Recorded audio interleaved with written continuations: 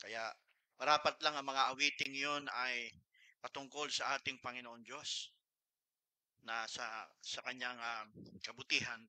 So, oras nito mga kapatid, like what happened in Sunday, last Sunday, um, ngayon ay sinisikap natin mga kapatid na may taas natin ang ating sambahanan na kung saan ay that is our mission, the ultimate goal na bawat family, every family dapat po ay nasa kalagayan na po ng pagsasalita ng salita ng Panginoon. So ang ibig ko sabihin mga kapatid, hindi po ako unang tatayo, kundi ang aking pamilya. So, praise the Lord, palakpakan natin ang Panginoon. And then, dalawa lang naman sila. Mauuna si Sister Len at huli na Sister Joanna. So, tinatawagan ko po ang aking may bahay, pinakamagandang babae sa balat ng lupa. Praise the Lord. Hindi nagbabago, pa sa paningin ko yan. Amen. Praise the Lord. Sa tingin lang ninyo nagbabago, pero sa akin hindi po. Praise the Lord.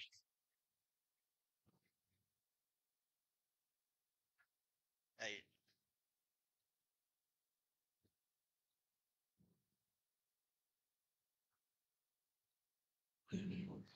Hello.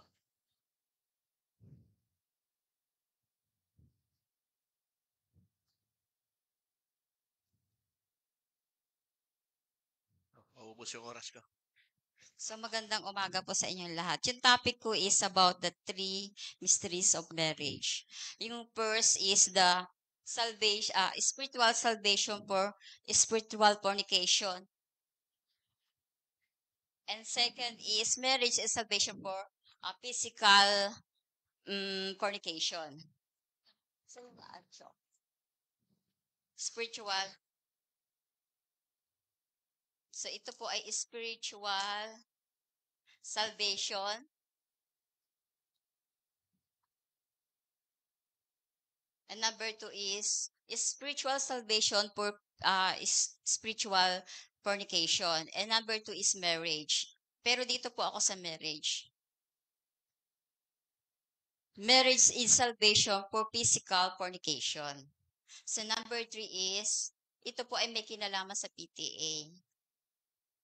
So, bago ka pumasok doon sa marriage, kailangan po dumaan ka dito sa number one. Yung number one kasi pagpasok mo dito sa marriage, may meron kang dadaanan na hindi po basta-basta po yung marriage. Ibig sabihin po, napaka-critical po na condition yon. It's a very, sabi nga ni Joanna kahapon is, banal po yung pag-aasawa. So magiging banal lang po yung LCM po natin kapag dumaan ka sa spiritual. Ibig sabihin, bago ka pumasok sa number two, kailangan po meron ka ng training o spiritual train ka na. Na-train ka na, kumbaga. And also, you are stable, not only for financial, but also, yung pinakamalaga is spiritual.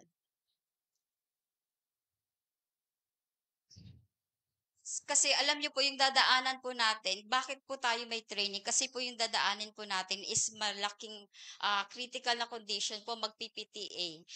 Magkakaroon ka ng patriarchal training aspect. So, kung dadaanan mo yan, hindi basta-basta. So, ang una pong kasalan na naganap, ang isi-share ko po ay yung Mystery of Marriage 1, which is yung Mystery of Marriage 1, iyon po yung kasal namin ni Brother Lito. Na nagpapasalamat po kami doon sa nag-scribe, sa nag-alaga po ng mga booklets. Kaya meron po kayong time, pwede po kayo mag-avail. Kontakin nyo lang po si Bernadette Barcenas Alvarez, si Sec Alvarez, Barcenas Alvarez, saka si Pastor Jerry, yung mga young people, tsaka po dito sa Jesus Christ Rock of Revelation, pwede po kayong humingi ng mga booklet. Napakaganda pong EPDT po iyon. Napakalawak po at basta marami po kayong matututunan doon po sa booklet na yon. yung booklet na yung Mr. Marriage 1, ang ninong po namin doon ay si Brother Francis. Siya po yung nagkasal, ibig sabihin, siya po yung ninong namin na naging ninong talaga, malasakit mula po sa pag pag-aasawa namin hanggang po sa anak namin ay tunay po na ninong talaga po na nagmamalasakit siya. Siya pa rin yung ninong namin, siya pa yung preacher namin. So, yung Mystery of Marriage 1, ito po yung sa nasa Genesis chapter 1 verse 28. Pakibuksan po natin. Sinabi po doon, God blessed them and God said, be fruitful, multiply and replenish the earth. Tama po ba yun? Wala ba? Ay, Joanna, ano nga? Genesis 1:28. Meron. Sabihin mo na. So, yung unang kasalan na naganap sa buong mundo ay si Eve and Adam. Adam and Eve.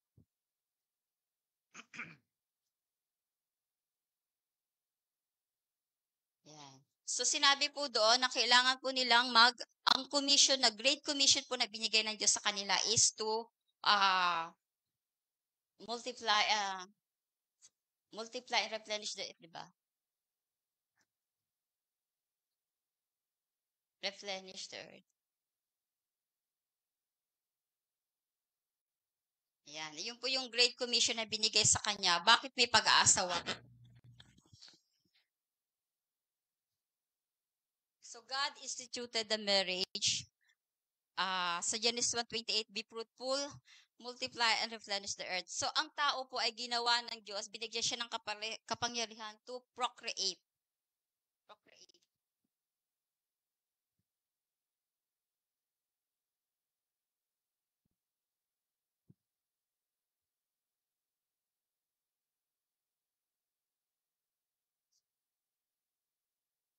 Itong procreator po, binigyan po ng kapamahalaan ng Diyos yung tao to procreate, magparami.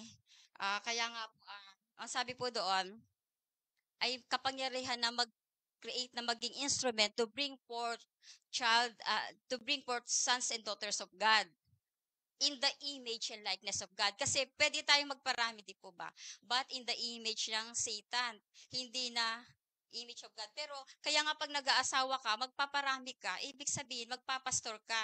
Kaya dapat pag mag-aasawa ka, magpapastor ka kasi may kinalaman sa pagpaparami.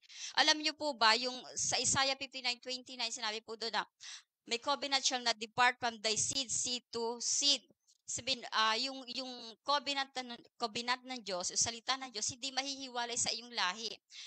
Hindi madi-depart. Pero karamihan, kaya pag hindi maayos yung marriage, mula doon sa spiritual marriage, papuntang PTA ka, tatago siya ng PTA, ang mangyayari, pag hindi mo ito naayos, na pamahalaan, kasi ibig sabihin po ng manliligaw ka, ibig sabihin mag-aasawa ka na, mamamahala ka. Ang tawag po doon is shepherding. Mamamahala ka na ng isang pamilya, shepherding ka or pastor ka na sa iyong family. Kasi yung family, magkakaroon pa yan yung anak mo, magkakaroon pa ng mga anak-anak yon. So, kailangan yung covenant mo, yung salita mo ng Diyos ay hindi mahihiwalay sa kanila. Pero pag iyan ay na-depart, pag hindi yan nailagay sa maayos, madi-depart yung salita ng Diyos sa kanila. So, magiging patotot sila.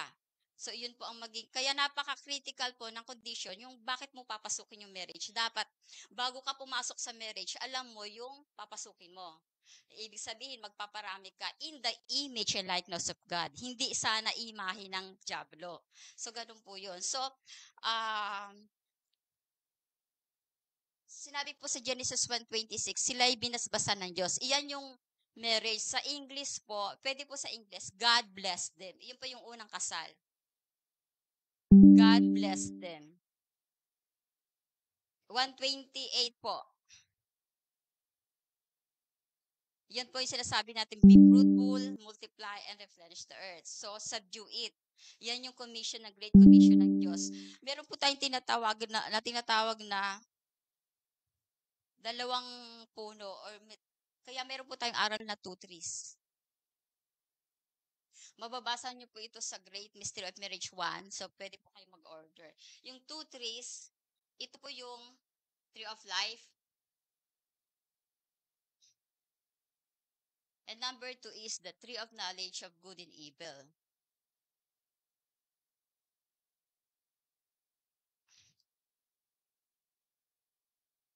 Yan. So sabi nga po doon, sa Proverbs 13:12, siya nga po pala, itong tree of life and the tree of knowledge of good and evil, ito po yung law of reproduction. Ito yung mag-govern ito po yung dapat mag-govern sa tao ng pagpaparami. Pero ang nangyari po kasi, yung tree of knowledge of good and evil, yung nagparami, hindi yung tree of life. Bakit po ba naging tree of knowledge of good and evil? Kasi nagkasala po yung tao. Kaya ang dumami, 'di ba sabi po, yung seven seal, may kinalaman to sa selyo. Yung seven seal is the every type of the Bible, or it is a manifestation of the Word of God. Pag na-manifest mo yung Word of God, yung salita na Diyos, natupad mo, this is the tree of life. But ang nangyari is the tree of knowledge of good and evil. Itong tree of knowledge of good and evil, ang natupad sa tao, nagparami. Kaya ang nagmanifest, ang manifestation nila is evil. So, paano ba natin ito mababawi, itong tree of knowledge of good and evil? So, napakalawak po na mensahe po ito. So, hindi basta-basta. So, iyan po. Sabi po sa Proverbs 13, 12. Basahin po natin sa Proverbs 13:12. Hope deferred maketh the heart sick, but with the desire cometh is the tree of life. Itong hope, yung hope na yan, may pag-asa si Adan na, may pag-asa siya na matupad niya yung kalooban ng Diyos. Pero, ang nangyari is na deferred. Yung deferred, yung ibig sabihin po ng deferred is na-postpone or naantala.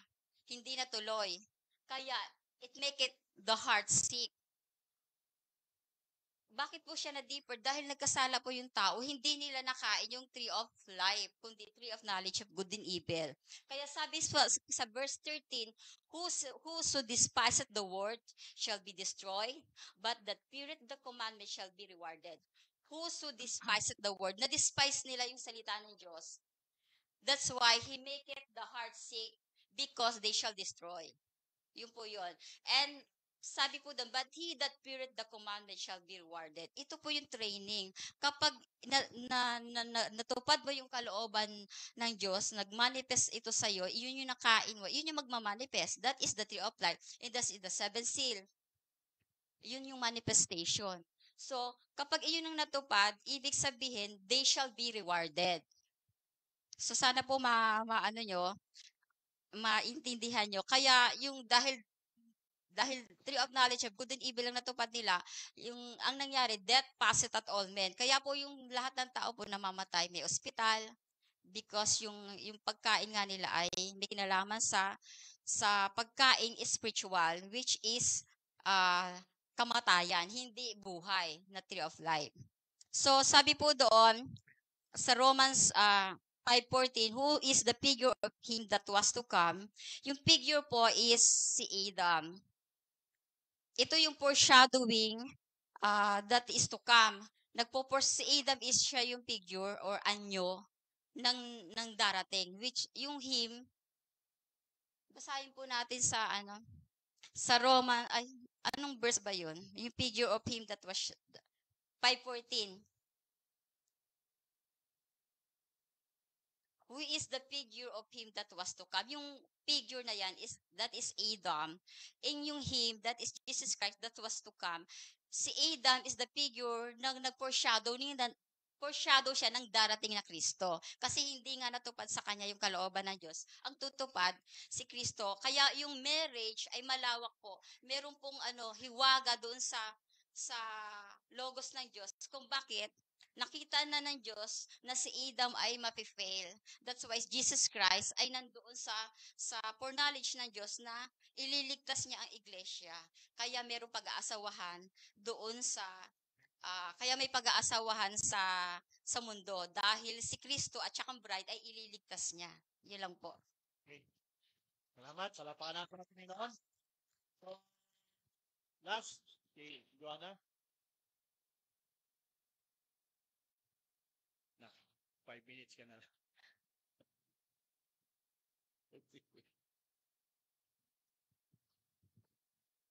Ah, Hi.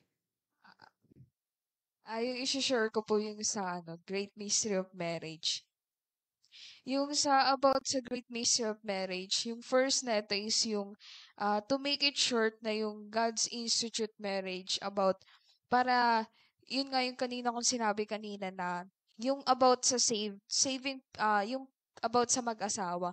So hindi siya masama na magiging individual ka lang. Magiging singular taken yung isang tao pero when it comes to education, it's 'di ba sinasama yung about sa love and then courtship and then it will come to marriage. So yung God institute marriage because yun yung design ng God and siya yung creator nun. So hindi siya masama. And kung dito sabi na yung Christ and the church in beginning hindi masama yung pagkakaroon ng marriage for some couples pero ang ano nun is yung Christ and the church is yung pinaka main point ng marriage. And yun yung hiwaga na yung Christ in the church is the reason of creation. So, yung verse 32 ng Ephesians chapter 5 verse 31 is yung hiwaga na ito is yung dakila. And in Genesis chapter 2 verse 24 na tinutukoy na why God institute marriage because of some reason na iiwan ng lalaki yung kanyang mga magulang and sasama siya dun sa kanyang asawa in magiging isang laman.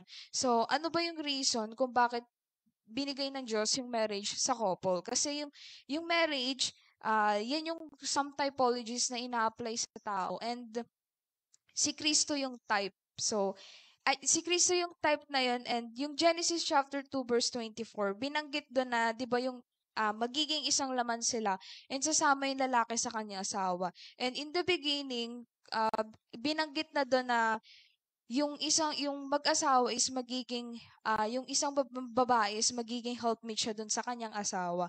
Ang pinaka main point din is magtutulungan sila not in the physical way but in spiritual way which is yun yung ministry ng Diyos. So lalo na kung yung isang asawa na lalaki is pastor and yung babae na need maging helpmeet doon sa kanyang asawa. So, yung sacrificial ni Kristo ng typology, yun yung tunay na pag-ibig. And then, we must follow kung yung spiritual way na ginawa ni Kristo para sa iglesia, para matubos yung kasalanan natin. And kaya naging holy and sacred yon. Now, comes to divorce. Divorce is also instituted by God since yung topic ko kasi is marriage and divorce. Yung divorce is also instituted by by salvation also, like yung marriage. So, yung Romans chapter 7 verse 1 to 6, yung sabi doon na yung physical salvation ng marriage is ano ba yung ano nun? Sinabi na physical salvation from uh, marriage is for uh, fornication, 'di ba? 'Yon, ililigtas kasi sa fornication. Kaya merong marriage. And isa dun sa 1 Corinthians chapter 7 verse 1 to 2. While you were not married, you were in danger of fornication. Kasi bakit? It's like what happened in the beginning, mangyayari yun sa future. Like in cycle na magre-repeat lang siya and yung tao na yun, mauulit yun sa tao. Kasi nga, may muang yung tao and hindi masasabi na lahat nasa biological time clock and lahat yun is mahuhulog pa din kasi nga physical yon. So in spiritual way meron din yon. Iiklian ko na lang kasi yung 'di ba yung Adam and Eve, husband and wife, marriage and divorce. Importante siya kasi nga 'di ba yung babae isa sa kanila is nasa grip of death. And uh, yung sa divorce, yan yung in-institute lahat yan, marriage and divorce, and hindi siya sinful. So, kung ito yung pinaka-reminder sa atin na the relations of a man and woman should not be just for fun, but that it should be holy and sacred in their eyes and consider na permanent. Kasi yan yung tinitignan ng Diyos. Dahil yung typology nun is si Kristo and yung church. And tinukoy din yun, di ba, yung physical defilement is yan yung katulad ng woman in the well. And next is yung alternative to divorce, past relationship, and yung husband na should forgive his wife for some adultery or fornication reason and para isasubmit siya sa Diyos. So, hindi mawawala yung training and submission. So, para hindi siya maging defensive. And lastly, is yung description ito is na reminder to us na Jesus is the center of all couples and lahat ng family. Hindi dapat mawawala si Kristo, yung wisdom. Kasi pagka nawala si Kristo sa gitna, lahat yon mawawala. So, lahat is pwedeng mariso na hindi kayo maligtas lahat. And yun nga, yung nasabi ko kanina, magre-repeat lang siya. So, yung physical way, yan yung sa couple, pag in flow ng future nila, yung physical way, yun yung financial communication. Pero yung spiritual, indication ng devotional, spiritual communication with God, and yung inflammation corteges ng training ng family. So, yung deception, yan yung can be implied in marriage. Yun lang po.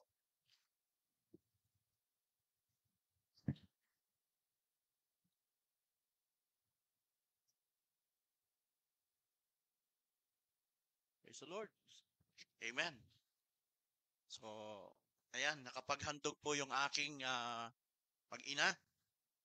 At every time siguro, gagawin po natin yan palagi. Every time na bago tayo tumayo, unahin natin yung ating family para sila po ay hindi na pag-iiwanan. At kung paanong nararanasan namin tumayo para mag-share sa congregation, ay maranasan din po nila kahit sa maiksing oras lang.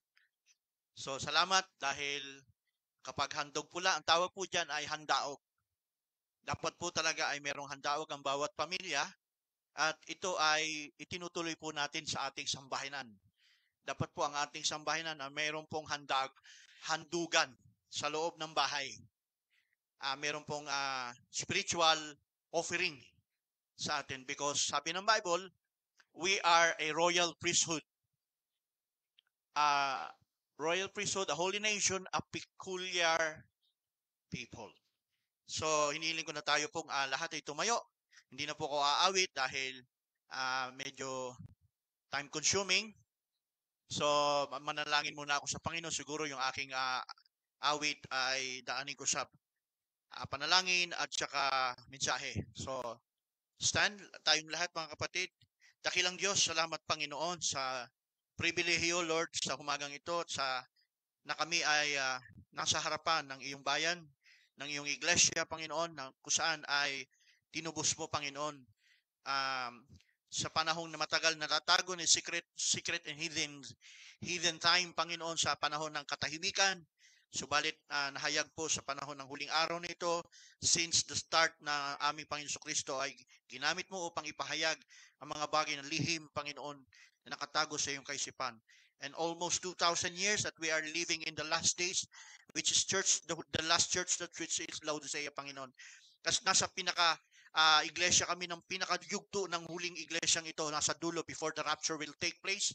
Panginoon, ay patuloy kaming nangungunyapit, Panginoon, sa iyong mga pangako at mga salita na sana po maganap po sa buhay namin ang iyong salita, ang iyong mensahe, O God. Salamat at sa lahat ng mga bagay, Panginoon, hindi po namin maisa-isa lahat ng kabutihan, hindi lamang material, hindi lamang by protection, O God, o financial, Panginoon.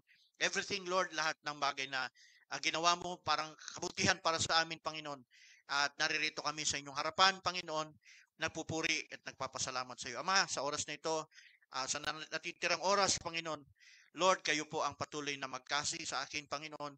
At nais ko pong ibahagi sa kanila, Panginoon, ang kahalagahan, Panginoon, ng great mystery of marriage, O God.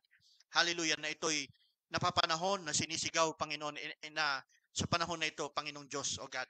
Kaya, Ama, tulungan niyo po ako at ikaw po magbigay ng knowledge and wisdom and perfect revelation, O God. Lord, hindi para sa akin ang mensahe, hindi ko ginawa ang mensahe para lang sa gusto kong sabihin, O God, kundi ayon sa pangangailangan ng iyong iglesia, sa bawat individual at sa bawat pamilya, at lalong-lalo na sa mag-asawa, Panginoon. Ikaw po ang manguna at magkasi, ikaw po ang magbigay ng sapat na karunungan, Panginoon, upang ito'y malaman, Panginoon, at matutunan, Panginoon, maging panutunan ng aming buhay. Hallelujah. Sa pangalan ni Jesus, ito po ang aming dalangin. Amen. Praise the Lord. So, bago kayo makaupo, mga kapatid, basahin po muna natin ang Bible in the book of Genesis chapter 2. In Genesis chapter 2, brothers and sisters, ito po yung kwento sa ating magulang na si Adan when God created Adam, praise the Lord, in Genesis chapter 2. So, bibilisan ko na lang mga kapatid dahil maiksi na lang po ang aking oras. So sa chapter 2, verse 7 muna tayo. Sundan po ninyo mga kapatid at wag po natin kalimutan yung ating opposition, yung babat opposition, yung tanong bulong. Wag po natin hayaan ang mga bata ay tatayo, lalakad at gagawa sila ng mga kung ano-ano. So, sa oras nito mga kapatid, LCM po yun ating tatalakayin at patungkol po yan sa ating mensahe na training ng hukom. So, in 7, verse 7, sabi rito, sabi sa verse 7, and the Lord God formed man of the dust of the ground and breathed into his nostrils the breath life, and man became a living soul. So, dito nagsimula, ang tao na si Adan. Okay? So, mababasa natin, ang nakita nating unang nilalang ng Diyos ay ang taong si Adan. The first man, Adam on earth. Now, let's go to verse 18. Jump na natin sa verse 18. Ang sabi sa verse 18, mga kapatid, and the Lord God said, it is not good that a man should be alone. I will make him an helpmeet for him. Binabanggit po ng Bible na ang sabi ng Diyos, hindi daw mabuti sa isang taong nag-iisa. Bakit? Kasi kung nag-iisa si Adan, hindi matutupad ang pangako. Hindi mangyayari ang lahat na napakagandang plano ng Diyos. Yan ang ibig sabihin dyan, mga kapatid, diretsuhan na lang tayo. At sa pagdating sa verse 19 and verse 20, dito mga kapatid, ang dahilan kung bakit inilabas ang babae. Sabi sa 19, no? Oh, and out of the ground, ito na yung mga hayop, fowls in the air. At ang sabi, binigyan ni Adan ito ng lahat ng mga nabubuhay na kanikanyang pangalan. Okay, verse 20. Ang sabi, and Adam gave names all the cattle and fowls of the air. Pakiangat po. And beasts of every field, but Adam there was not found an helpmeet of him. That's why it is not good a man to be alone. Ayan, napakahalaga nun. Yun ang keyword natin. Now in laktawan natin, verse 24 na tayo. So verse 24, therefore shall a man leave his father and his mother, and shall cleave unto his wife, and they shall be one flesh. Dito tayo mga kapatid, magpo-focus mga kapatid. Bakit ipinasulat ng Diyos in Genesis chapter 2, after God created man, single, that is in Adam, wala pa si Eva. Nasaan si Eva? Nasa loob pa ni Adan. Can you say amen? Yung babae, nasa loob pa. In Genesis 2:7, when God created Adam, wala si Eva eh. Nasaan si Eva? Nasa womb. Kaya ang sabi sa binasa nating 18, hindi maganda sa kanya, nag-iisa. Kasi kailangang ilabas yung babae nandun sa loob para matupad ang alin? Genesis chapter 1. Sagihin lang natin. 1 verse 28. Sabi sa verse 28, mga kapatid, and he blessed them after God created male and female, lalaki at babae. Ang sabi, binasbasan sila ng Diyos. And God bless. Yung salitang God bless them. So, dalawa na yan. And God said unto them, be fruitful and multiply, replenish, have dominion, etc., etc. Ang ibig sabihin sa Genesis 2:7 at Genesis 2:19, 18, and 24, nandito ang sagot. Ibig sabihin, mga kapatid, mahalaga yung salitang bless them. And what do you mean by bless them? And we talk about LCM, ang ibig sabihin dyan, kasalan yan. Unang kasalan, kasal na nangyari, mga kapatid, sa time po ni Adam. So you will be seated, brothers and sisters. Ngayon, punto por punto na lang to. Ibig sabihin, Yung kasal in Genesis chapter 1 verse 28, hindi po yan yung nangyayari sa simbahan lang. Na may dalawang nandyan, lalaki at babae, hindi ko sinasabing masama at mali yan. Pero ang pinag-uusapan natin nasa 128 na kasalan, hindi po ritual na nakikita natin sa lahat ng simbahan o sa ibang lugar. In other words, anong ibig sabihin ng bless? Yan ay spiritual marriage. Anong ibig sabihin? Tunay na kasalan sa Panginoon ng babae at lalaki, katulad ni Adan at saka ni Eva, ay kasalan sa paraan ng training. Can you say amen? Hindi po yun kinasal ng Diyos. Si Adan, si Eva nandyan. Hindi. Dumadaan si Adan at si Eva sa isang training ng ano? Be fruitful. Pagpaparami. Replenish. Hindi pagpaparami ng si Adan at si Eva na mag-asawa, nagsiping at nagkaroon lang ng anak. Hindi yun ang layunin ng Diyos. Amen? Na kung saan, yung kaisipan na yan ang tumatakbo sa kaisipan ng halos karamihang tao. Na gustong mag-asawa, pero hindi ang gusto ng Diyos. Nangyayari sa mundo ngayon yan.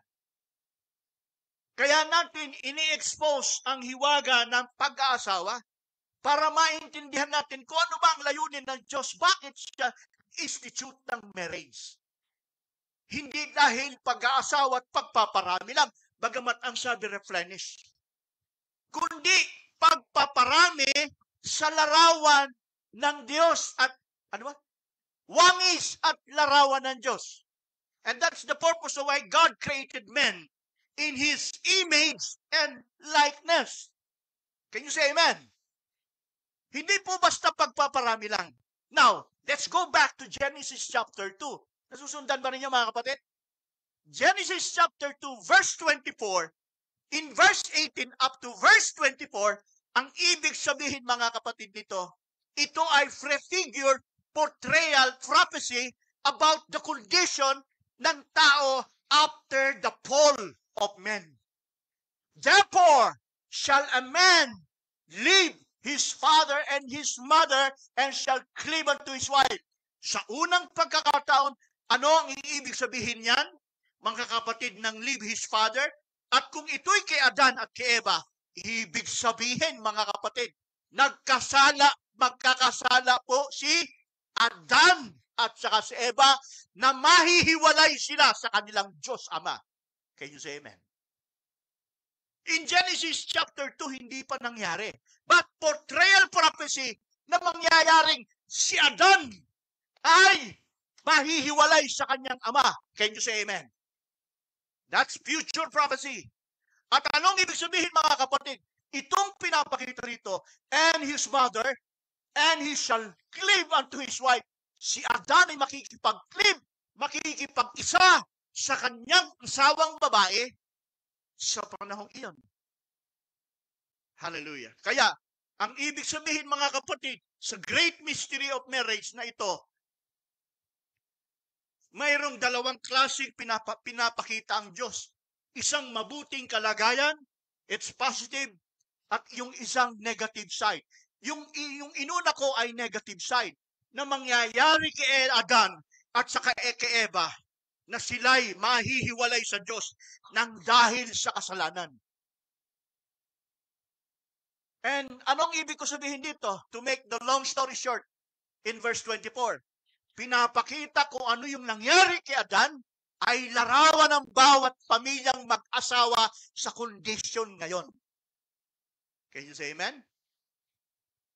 Na kung saan ang lalaki na si Adan, bagamat siya ay kauna-unahang nilalang ng Diyos sa wangis at larawan, hindi niya pinanatiling na manatili ang larawang iyon. Remember, when Genesis 2:7 nabasa natin, after His creation, meron sa kanilang bumababa na theophany, nakikipag-fellowship sa kanila, nagbibigay ng mensahe sa kanila. Amen? O meron na palang tinatanggap si Adan at si Eva. Pero what will happen? After 100 years, hallelujah, after 100 years, ibig sabihin si Adan, within 100, after his creation, in 100 years, ano ang kalagayan ni Adan?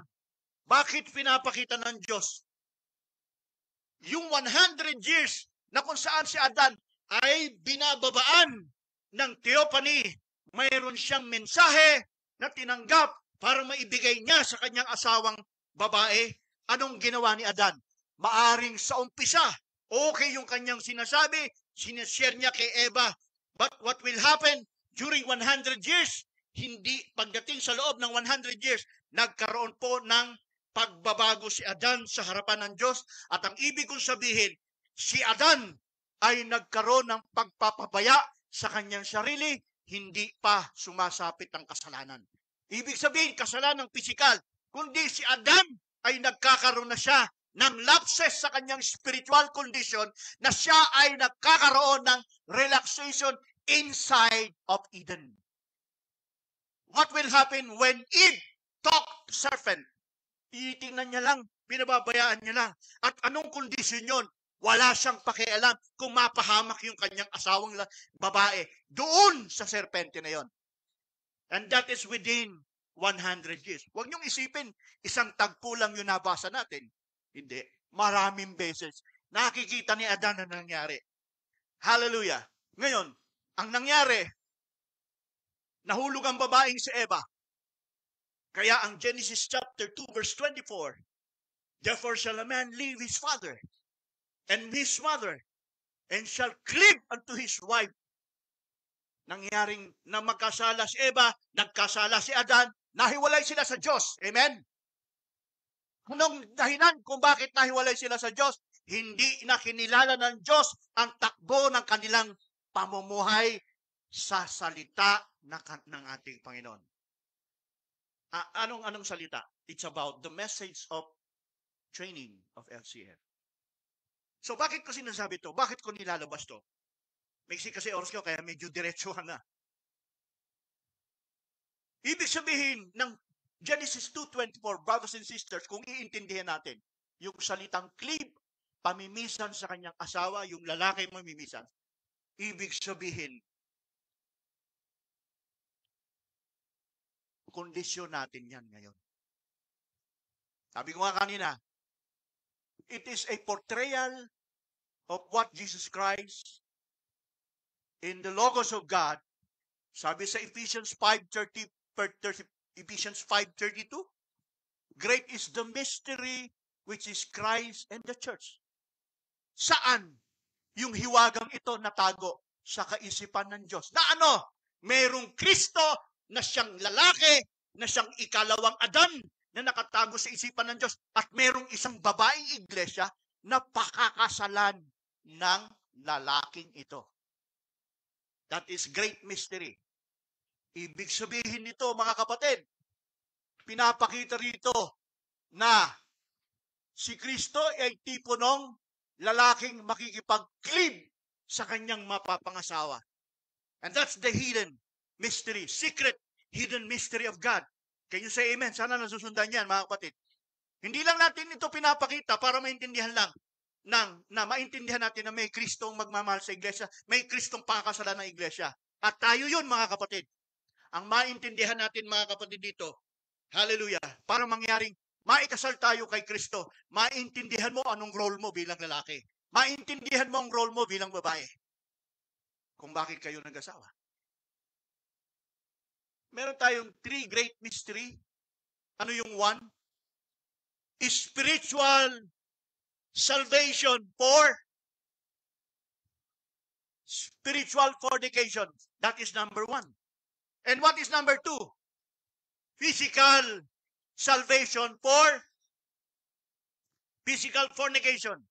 And number 3. Ano yung number 3? Patriarchal training. Patriarchal training aspects. Ibig sabihin, lahat ng 1, 2, 3 ay dapat madaanan natin when we talk about Genesis 2:24. Hallelujah. Bakit may Genesis 2:24? Nilabas ng Diyos ang kaligtasan sa part na ito. Ano ba ang nangyari sa tao? Nakuha ba agad yung 1 o cross or check? Hindi. Nangyari ba kay Adan ito? Hindi. Nangyari kay Adan ito? Hindi. Ano nangyari kay Adan? Number 2. Ano yung number 2? Nag-asawa si Adan kay Eva, nakipamisan siya at nahiwalay sa Diyos because of sin. Ito ang nangyari kay Adan. At ito rin ang nangyayari sa karamihan sa atin.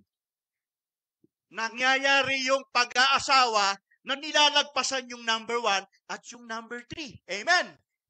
Tama ba? We are a Christian. We are a believer. Supposed to be. Dapat alam natin yan.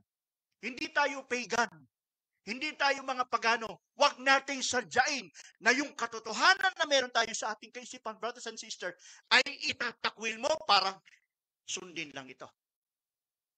Ngayon, kung nag-asawa na kayo at nangyari na ito, ano dapat gawin? Habulin. Ginawa ba ni Adan hinabol? Hinabol niya. Can you say amen? Naghirap ba si Adan? Yes. After he was committing sin of God, God cursed Adam na siya'y makaranas ng alin? Turns and teasels. Yung turns and teasels, huwag niyo isabihin, dawagan lang na. Hindi. Darahop na si Adan ng paghihirap dahil sa pagtupad niya sa salita ng Panginoon. Ibig sabihin, dapat mas magaan noon, pero sa ginawa niyang pagbaliwala, yung pagsunod niya sa salita ng Diyos ay may kahirapan na. Amen? Ganon din ba tayo? Hindi ba ang salita ng Diyos, mensahe malinaw sa atin? It is clear the message by instruction na binababa ng Diyos sa atin sa bawat pamilya na kinakausap gabi-gabi, mga kapatid, ay kumpletong instruction. Pero ang tanong, yung bang salita ng Diyos na yon na nakakarating sa atin by instruction, napapahalagahan ba natin? Nasisinop ba natin? O nababaliwala? Diba? Can you say amen? Mahalaga, wag mabaliwala, mga kapatid. Kasi kung babaliwalaan natin, matutulan tayo kay Adan at Eva. And you know, sino nakinig dito ng broadcast? Taas ang kamay. Okay, salamat dahil may mga ilan. Sa mga nakinig ng broadcast, may inihalimbawa ang ating kapatid patungkol sa LCM. 2 paternong inilagay sa Biblia ang mag-asawa. Sino yon? Sino yung una? Sino yon? Mahina, pakilakas. Aquila and Priscilla. Sino ba? Sister Shed, nakinig ka. Sabi mo kanina, nakinig ka. Sino yung isa pa? Deborah? Mukhang iba tayong istasyon na napakinggan mo. Yes, sunod. Nakalimutan lang. Okay, sino nakakaalala? Sister Betcha, hindi ka nakinig. Sino nakinig? Brother Jose. Nakalimutan din. Okay, sasabihin ko na. Nagsabi na si Si Ananias and Sapphira. These two couples ay pinapakitang ilustrasyon sa Bible na may kinalaman sa atin at sa inyo. Ano yung ilustrasyon ng Priscilla, Aquila? Hindi ba magda? Mayroon silang dinaanan. Number 1, spiritual salvation. Ikinasal ang mag-asawang ito kay Kristo because of training. Yung kanilang pag-aasawa ay hindi nila binaliwala. Bago sila mag-asawa, nakarating sila sa spiritual condition. Hallelujah. Ibig sabihin, unang naganap kay Priscilla and Aquila na sila sa number 1 ay ikinasal kay Kristo by spiritual. Amen! Dapat po tayong lahat, tayong naririto at sa iba pang lugar, spiritual marriage. Dapat maikasal ka kay Kristo. Kapag hindi ka ikinasal kay Kristo, sabi ng ating kapatid, diretso ka doon sa kumukulong asupre. Bakit? Si Kristo nagpakamatay ng ganon lang? Hindi. Si Kristo naghirap ng maraming hirap na wala naman siya kasalanan. Tapos, relax tayo, di ba? Huwag mong isipin na walang kwenta yan. Paghihirap ni Kristo. Ikulagay natin sa isip natin na matinding konsensya na kapag hindi natin nagagawa ang number 1, spiritual condition natin, at ito'y napapabayaan natin, isipin mo si Kristo. Si Kristo naghirap. At sabi niya, Ama, hanggat mari, pwede bang makiusap na lagpasan ko? Hindi.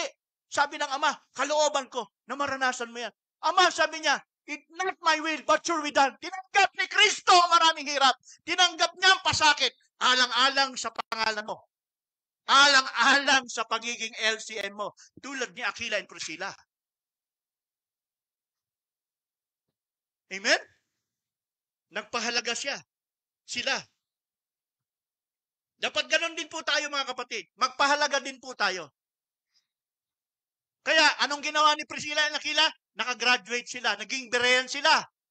At tatanggap nila yung spiritual salvation at naingatan sila sa kasalanang spiritual fornication. May tanong sa live. Basahin ko lang. Sige po. Dito.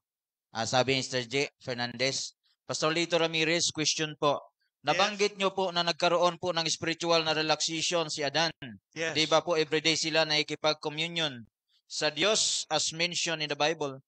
Yes. Nasabi ko po yon kanina. Salamat sa isang kapatid natin nagtanong, ano? Yun dapat ang gawin natin magtanong, mga kapatid. Totoo, mga kapatid, na may fellowship siya sa theophany at the time before the scene. Pero ang sinabi ko kanina, kung narinig ng ating nakikinig, sa umpisa, yes, tumatanggap siya at yung salita ay pine-fellowship nila. Ano ba yung mensahe? It's about LCM. About between Adam and Eve. No? Na dapat silang couple ay ilagay sa spiritual condition, salvation. Pero what will happen? Ngayon, sa isang diretso dahil may isang oras natin, sa isang sagot, bakit? Ano ang katibayan natin? Bakit ko nasabi na si Adan ay nag-relax? Yes. When Adam fall into sin, ilang edad si Adan nang ipinanganak niya? Si Abel. So, Abel ay isang palatandaan na siya ay nagkasala sa Diyos at the age of 100 years. If you read in chapter Genesis 5, please, mabilis lang, Brother Josh. Genesis 5, basahin natin mabuti ha. Itindihin natin ang edad ni Adan. This is the book of generation of Adam. Sabihin natin, Adam. Sabihin natin, generation. Okay, malinaw ha? In the day that God created man, sino yun? Si Adan, that likeness of God and made him. The verse 2, male and female. Sino yun? Created he them. O, dalawa yan. Si Adan tsaka si Eva. And yes, kinasal. Alam natin kasal. Ano yung kasal? Yung bumababang theophany ay training sa kanila. Hindi ito kasal. Hindi ito kasal na nakaharap si Adan, Eva sa harap ng theophany. Yung kaharap nila sa theophany ng Diyos ay instruction na dapat nilang gawin sa sundin nila sa utos ng Diyos. Yun ang kasal. And called their name Adam in the day when they were created. Now, yung sagot ko, bakit si Adan nag-relax? Here, in verse 3. And Adam lived, ilan? 130 years and begat. Sino raw yung pinanganak na nasa likeness and image niya? It was called Seth. Nung pinanganak si Seth, ni-replace kanino? Kay Abel. Bakit? Ano nangyari kay Abel? Pinatay ni Cain. So, sinabi ba ng Biblia, nang pinanganak si Seth, ilang taon si Adan? So, bakit? Nung pinanganak si Seth, ibig sabihin, ang edad ni Adan, 130. Nang namatay si Abel, anong edad? 30 years old. Sana nasusundan ako nung nakikinig sa atin. May tipo yan. Anong tino sinasabi ko? Marami. Pero yung sinasagot ko sa ating listeners, si Adan ay relax. Nang magkasala si Adan, ang edad niya 100, nang ipinanganak si Abel. Isipin, he was conceived in the womb of Eve. So, 30 years old ang tumakbo nang inireplace si Seth. 30 years old si Abel.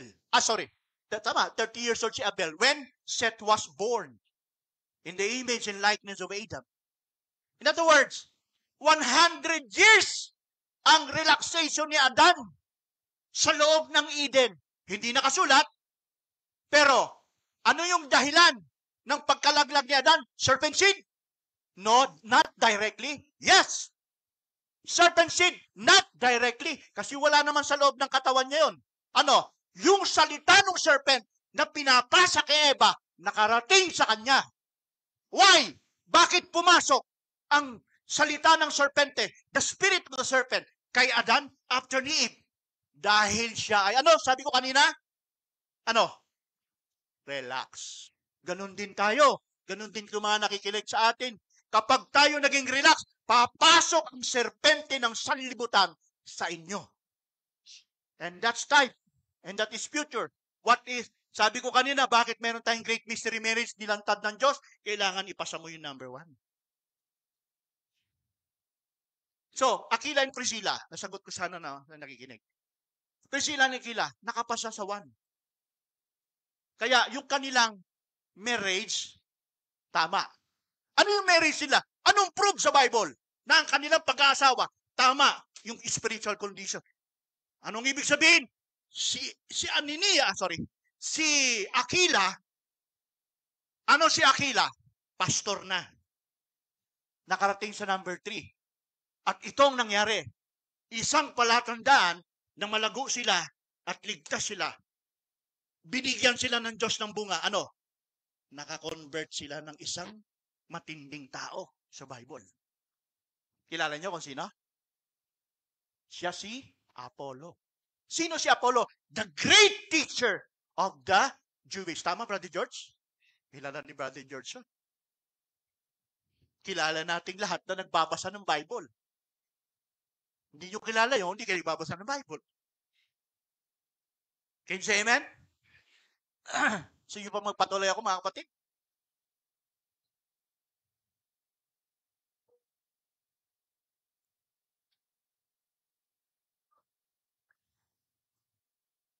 Praise God. Hallelujah. Kaya, mga kapatid, yung halimbawa ni Priscilla and Aquila ay isang magandang paterno ng mag-asawa. Yung dapat ang ginagawa ng mag-asawa na Kristiyano sa panahon ngayon, belong to the Church of the Living God. Anong ibig sabihin? Nakarating po si Priscilla and Aquila from 1 to Great Mystery of Marriage 1 and 2 and 3. Si Aquila ay isang pastor na may pamamahalang mabuti sa kanyang sambayanan. Can you say amen? Wala akong inaano rito, mga kapatid. This is only a biblical. Nang ibig sabihin ng great mystery, kung makarating mo yung number 1, spiritual condition of salvation for spiritual fornication. And then marriage, yung pag-aasawang ito, na may training, ibig sabihin dote, yung pag-aasawa, meron silang nilalakbay na training as dote. Amen? Yung dote na yun ang training nila na kailangan maipasa. Mga kapatid, paalala ko to, huwag niyong isipin na ang training ng LCN para sa young people lang. Hindi. Ang training ng LCN, yan ang isang masakit kapag yan ang isip nyo. Ay, training lang, submission lang ng mga kabataan. Hindi po. Itong training ay sa mag-asawa kahit mag-asawa na kayo. Tagos itong LCN. Hallelujah. Ito masakit. Pagka hindi natin napulido ang ating marriage, number 2. Physical salvation for physical. Pag hindi napulido, mga kapatid, pwedeng malaglag ang isa at isa sa number 2. Hallelujah. Kaya, kailangan maipasa, katulad ni Aquila Priscilla, pumasa ng 1, pumasa ng 2, naipasa nila yung dote nila, at nangyari, nakuha nila yung number 3. Ano ibig sabihin ng number 3? Yung number 3 sa bawat iglesia ngayon, bawat family is mission ng bawat church. Na ano? Every family, every father ay patriarka ng Panginoon ngayon. Every father in this family of the church, yan ang pinapakita ng Diyos, great mystery of marriage, na ang tatay sa iglesia ay, ano tawag doon? pastor ng iyong sambayanan. Hallelujah. Can you say amen? Nare-revive lang ako mga kapatid. Kaya nadidiinan ko lang ng gusto. So kung ikaw ay tatay ngayon, pastor ka pala. At kung ikaw ay pastor, dapat pastor ng mabuti ng Diyos. That is the mission. And that is great mystery na binubuksan ng Diyos. Let's go to 1 Timothy chapter 3. Anong sabi ni Pablo? Isang halimbawang kabataan na nakapasa sa number 1 at papunta ng number 2, number 3. 1 Timothy chapter 3:1. This is the true saying, if a man, lalaki yan, desire as office of a bishop. Office of a bishop, ano yan? Pastoral yan. He desired a good work. Ano ibig sabihin? He desired a good work. Ikaw ay isang lalaki, binata ngayon. Nagnanasa kang ikaw ay maging obispo. Ibig sabihin, pagpapamilya. Na anong pagpapamilya? Ang itatayo mong pamilya sa bayanan ay pastoral. Desire a good work too. A bishop then must be blameless, husband of one wife, vigilant, sober, good behavior, given to hospitality, up to teach. 3, not given to wine. Yan o, not given to wine, hindi mahilig sa alak, nor drunkard, nor greedy, filthy lucre, but patient, not brawler, not covetous. Yan ang binaba ni Pablo kay Timoteo. Ano pa ang sabi sa 4? One that ruleth well his own house, having his children in subjection. Sabihin natin, subjection. Nangyayari ba yan? So, pinapakita ng Diyos, great mystery of marriage. 1, 2, and 3. Dapat, yung 3 na si ating mission, dapat ay every family, every member of the body of church, dapat, kung mag-aasawa ka, magnanasa ka, pastor ang iyong ninanasa. Hindi ka nag-asawa dahil gusto mo lang magkaroon ng asawa at gusto mo magkaroon ng mga anak at naliligo sila sa sex. Hallelujah.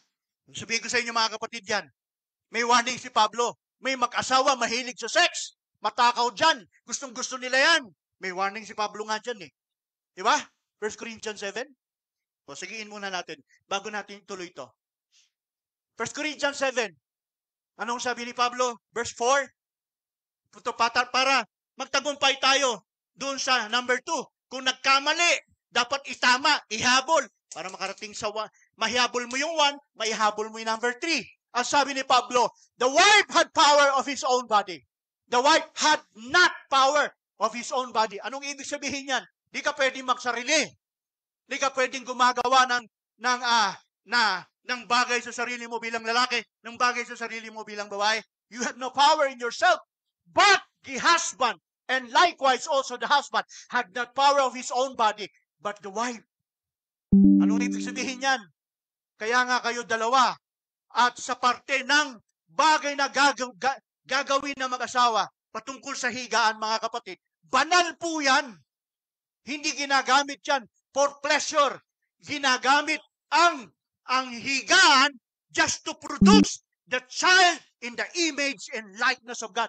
That is the right motive na gawin yan. Anong sabi ni Paul? Verse 6. Verse 5. Defraud. Mabigat yan. You not one another except it be consent for a time that you may give yourself, ano raw? Fasting and? Sino dito nagpa-fasting ng mag-asawa? Sino nananalangin ng mag-asawa? Hindi ba si DT yan? Hindi ito klaseng si DT na bastos, ha? Yung sharing, nag-uusap kayo, nagsisharing kayo, hindi dun sharing sa ibang bagay. Ano yun? Yung spoken word ng demonyo nilalagay sa isipan ng tao kapag ikaw, katulad ni Adan, ay lukewarm. Kapag ikaw ay nagre-relax, tataniman ka ng dyablo na kung ano-ano sa iyong kaisipan para ang higaan ay matungisan. Anong sabi ni Paul? Except be consent kung nasa pagkakasunduan. Sino rito na nagpa-fasting and pray gagawa ng ganyan? Kaya nyo? Can you say amen? This message is not for hurting anybody kung nakakagawa tayo ng ganun. Message kasi natin, great mystery of marriage. Hallelujah. At yung ultimate goal natin, kung nahulog tayo sa number 2, nagkamali, ang ating pag-aasawa ay nasa number 2. Hindi natin narating ang 1, hindi natin narating ang 3, habulin natin. Okay, yun, pinakita ko. Ang sabi dito, and come together again that Satan tempt you not for your incontinency. Okay, let's go back to Sister Janelle. Timothy, 1 Timothy. Hallelujah. I'm almost done, brothers and sisters.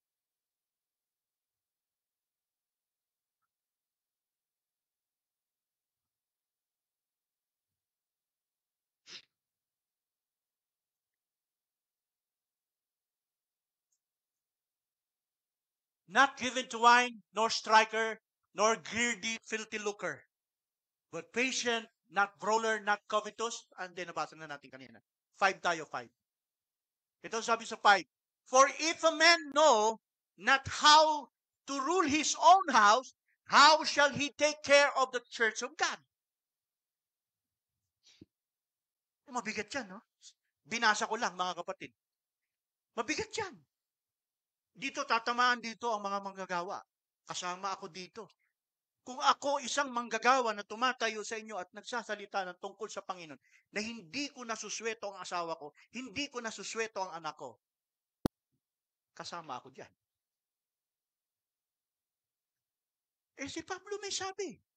Niya, ano ba ang ibig sabihin? Hindi to, this is not anybody to hurt anybody. Kasi may goal tayo ng 1, 2, 3. Sabi ko, kung nalalaglag tayo sa marriage, na ang nagawa natin, shortcut, ng pag-aasawa, hindi natin narating yung 1, yung salvation, hindi tayo nakasal kay Kristo, hindi rin tayo nakarating pa doon sa number 3, which is PTA, patriarchal, habulin natin. Hallelujah. Ito, number 2. Kailan tayo makakababa? Kailan natin makukuha yung number 1? Kailan natin makukuha yung number 1?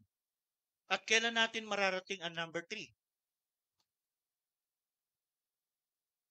Alam niyo kung kailan?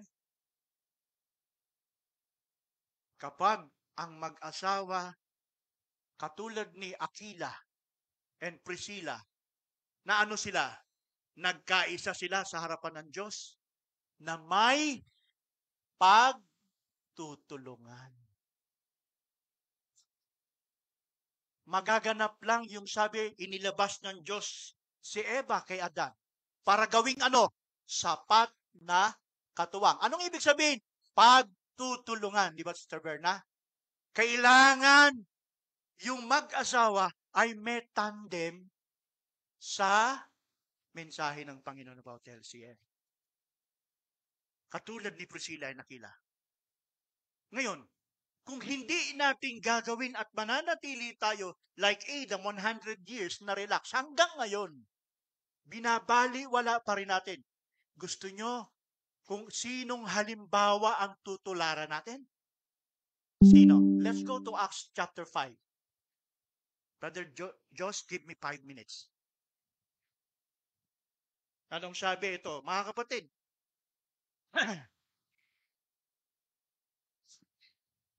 but a certain man named Ananias and Sapphira, itong dalawang ito na ginawang halimbawa ni Pablong katapat ng may magandang ehemplo o example.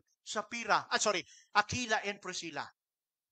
Ngayon, ito naman, Ananias and Sapphira, his wife, sold possession. Binenta nila yung kanilang ari-arian. At ang sabi nila, yung kanilang binenta, ibinigay daw sa paanan ng mga apostol and keep back part of the price of his wife also, being private to it, and brought a certain part and laid it the apostles' feet.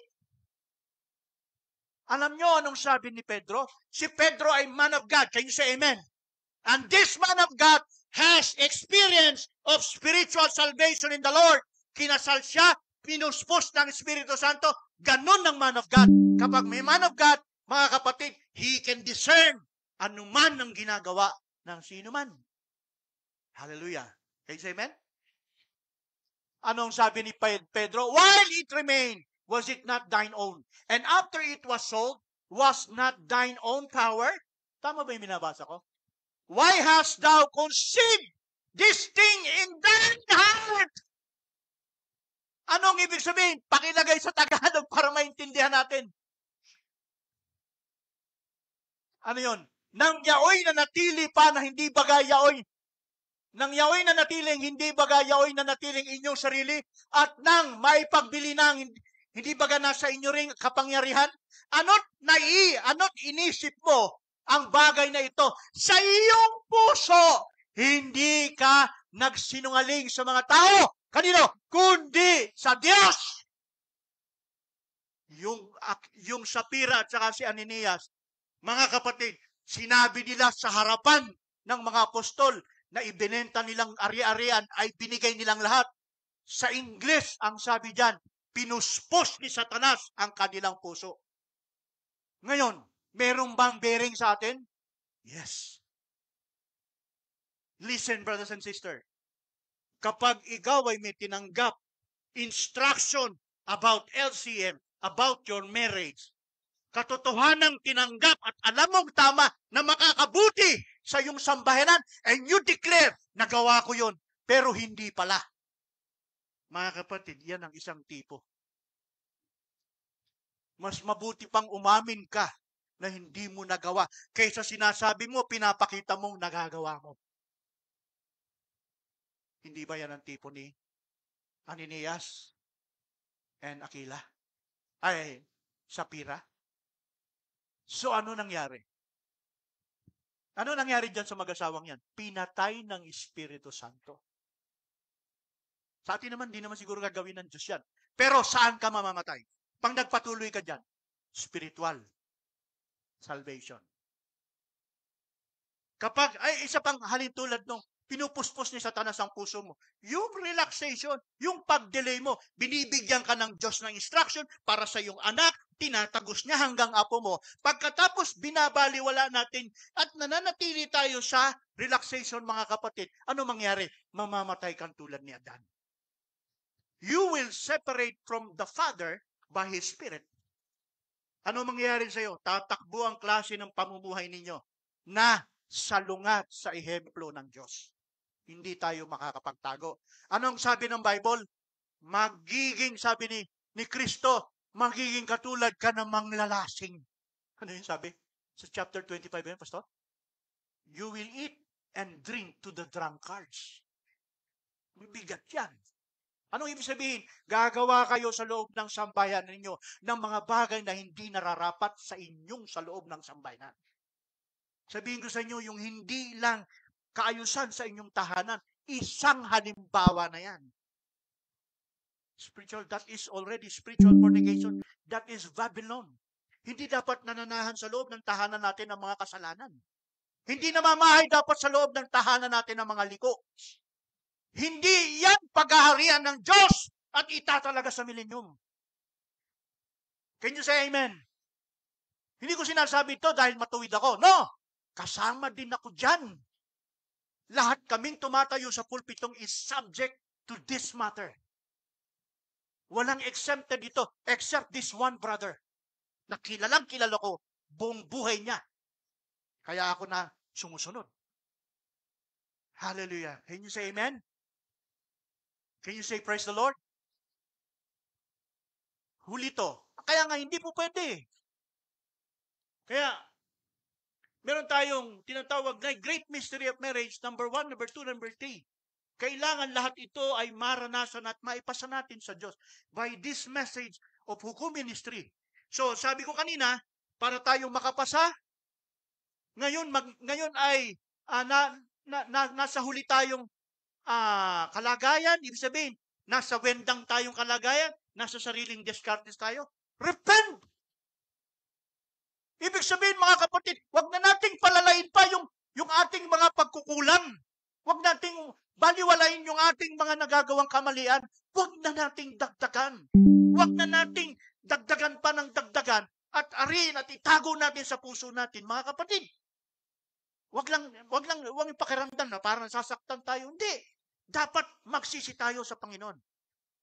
Kausapin natin ang Diyos personally. Aminin natin sa Diyos, Lord, mahina ako, Panginoon. Tulungan mo ako, Panginoon. Tulungan niyo kami mag-asawa na magawa naming gampanan ang ipinag-uutos mo sa amin na maitayo namin ang batas mo sa loob ng aming tahanan. Tandaan niyo mga kapatid, if you remove the law of God inside of your house, makikita ang manifestation. Makikita, hindi natin maitatago yan. Hallelujah. Can you say amen? Praise God. Kaya anong dapat natin gawin? Para tayo makabayad sa pagiging LCM o mag-asawa. Yung dote ay habulin natin. Mga kapatid, hindi pa tapos. Nag-uumpisa pa lang tayo. Maaring may iba nakakaakyat na, yung iba nandun na. Pero yung iba humahabol. Yung iba humahabol. Habulin natin. Praise the Lord. Can you say amen? Can you say praise the Lord? Hallelujah. Palakpakan natin ang Panginoon. Yung last na ibibigay kong verse. Kaya nga hindi po pwedeng tayo nananatili in 100 years. Type. I'm saying type, no? Hindi ibig sabihin, yung ibig sabihin 100 years, yung tagal mo ng relaxation, yung tagal mo muna na, teka muna, ayaw ko muna ng responsibility, teka, ayaw ko muna ma-involve dyan. You have, obligate yourself to have a commitment and true relationship of God and obligation to God. Obligasyon yan eh. Hindi mo pwedeng tanggihan yan. Hindi natin pwedeng tanggihan yan. Ang itinataas and nire-raise up ng Diyos sa iglesyang ito, pamilyang nakarating dito sa number 1, nakarating number 2, nakarating lalo na sa number 3. And that is patriarchal. Ano yung patriarchal? Dapat ang tatay, ang mga magulang ay tumitindig bilang patriarka. Anong pagkapatriarka? Sa kautusan ng Panginoon, nagpapatupad at hindi niya ili-eliminate at pinapahintulutan sa loob ng pintuan, pumasok ang anumang bagay na hindi patungkol sa Diyos. Church, matagal na tayong merong mensahe. Matagal na tayong kinakausap ng Diyos. At sana, mga kapatid, hallelujah, tayo po ay magkaisa at magtulong-tulong, pagtulungan natin na maitaguyod natin na mensahe ng progressive ministry. Last verse, paki-post nga, Revelation chapter 21. Ito yung pag nanatili tayo sa 100 years tulad ni Adan, at tayo ngayon ay may tinatanggap na message, kung sasadyain natin yan, na si Satanas puspusin ang puso natin, na baliwalain o isantabi ang mensahe ng Diyos ng mga instruction na pinagagawa sa iyong asawa, sa iyong pamilya, sa iyong anak, pag tinabi natin yan, dito ang kababaksakan natin. 21 verse 8. Ang sabi dito, ngunit sa mga duwag, sabi natin duwag. Ano yung duwag? Duwag manindigan. Ayaw tumindig, duwag. At sa mga hindi mananampalataya, ilan na? Duwag, hindi mananampalataya, ano pa? At sa mga kasuklam-suklam. O, alam na natin yung mga kasuklam-suklam. Ano yung mga kasuklam-suklam? Yung mga ginagawa natin. Mga kasalanang nakatago. Kasuklam-suklam sa Diyos yan. Ano pa? At sa mga mamamatay tao. O hindi lang ito mamamatay, literal. Ano yan? Yan yung mapanirang bulong. At sa mga mapakiapid. Yun, mapakiapid meron. At sa mga manggagaway. Wala naman, meron ba manggagaway dito? Ano yung manggagaway? Hindi lang yung nanunusok ng karayom, ano? Magsalita ka sa kapatid mo na sabihin mong hindi totoo yan, ay tao lang yan, walang kwenta yan, pambata lang yan, hindi yan katotohanan. Manggagaway ka na. At sa mga mapagsamba sa Diyos-Diyosan, o yan yung lukewarm. Ano yung Diyos-Diyosan?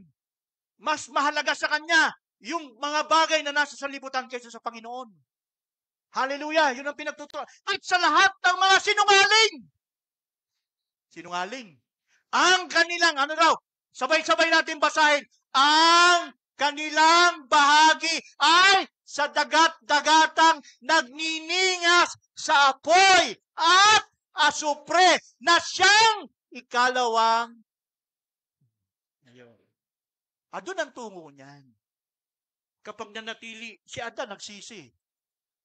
Pinatunayan niya sa Diyos. Nagkamali siya. And he never turned back in Eden.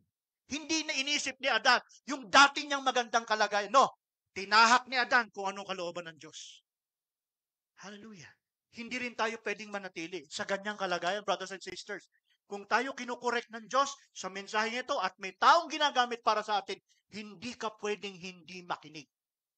If you don't listen doon sa man of God, na kung saan may espiritu ni Kristo, may espiritu ng Diyos, at nangungusap sa atin, mga kapatid. Anong sabi? Last na verse na, pinakahuling verse. Acts chapter 3. Naalala niyo, Pastor, ang sino mang hindi makinig sa propetang ito. I think verse 22, 21. Doon sa restoration yan, after ng restoration eh. Tunay sinasabi ni Moses, yes, 22. Tunay na sinasabi ni Moses, ang Panginoong Diyos ay nagtindig sa inyo ng propetang gaya ko mula sa gitnang ng mga kapatid. At siya ay ang inyong pakinggan sa lahat ng mga bagay na nasa inyo isasalitain niya. Sino yung propetang tulad ni Moses? Walang iba kundi si Yesu Kristo. In the form of the Holy Ghost. Na siya ay, si Kristo, ang Diyos at si Kristo ay nasa anyo ng Holy Ghost at nasa iglesia ngayon na nagsasalita sa bawat isa. So ngayon mga kapatid, may message tayo, may great mystery marriage na pinapalam. Yung one, yung spiritual salvation to spiritual fornication and parental marriage, yung LCM marriage at saka PTA, may binibigay ang Diyos na detalyeng instruction na nandyan. At ang nagbibigay niyan, ang Diyos sa pamamagitan ni Kristo at sa pamamagitan ng kanyang lingkod na pinapaabot sa atin. Kapag ito'y binaliwala, hindi natin pinakinggan yung binasa natin sa Revelation at marami pang iba ang kababagsakan natin. Ano sabi? 23. At mangyari na ang bawat kaluluwang hindi makikinig sa propetang yaon, yan ang Holy Ghost, na hindi makikinig sa propetang yaon, ay pupuksaing lubos mula sa gitna ng bayan. Hallelujah.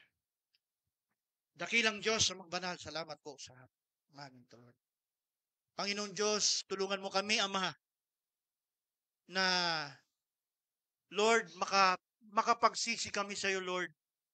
Tinuturing namin na isang halimbawang naganap kay Adan at kay Eva.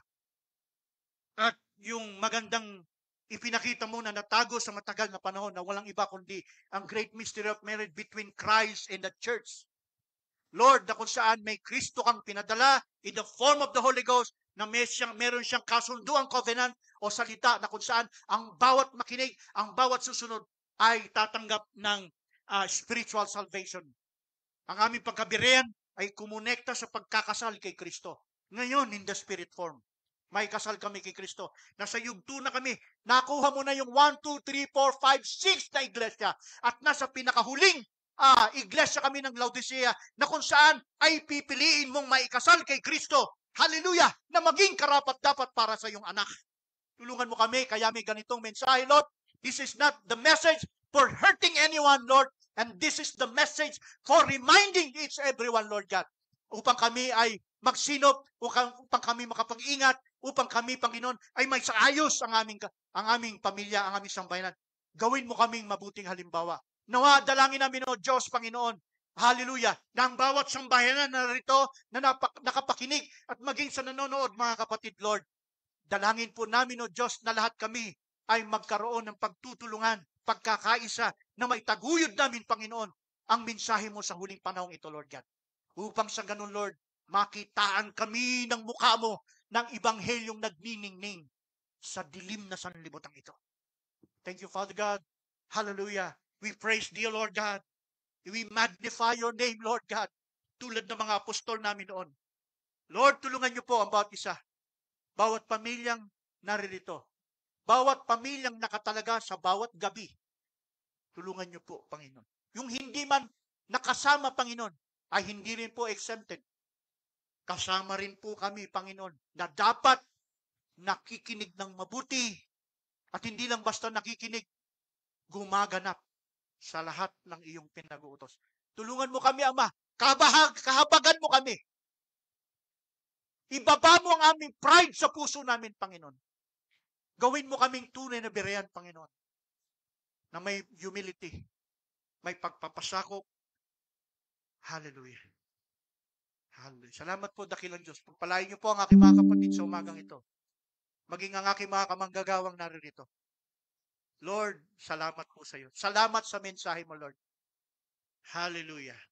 And we give you all the praise, glory, and honor. Hallelujah. In Jesus Christ's name we pray.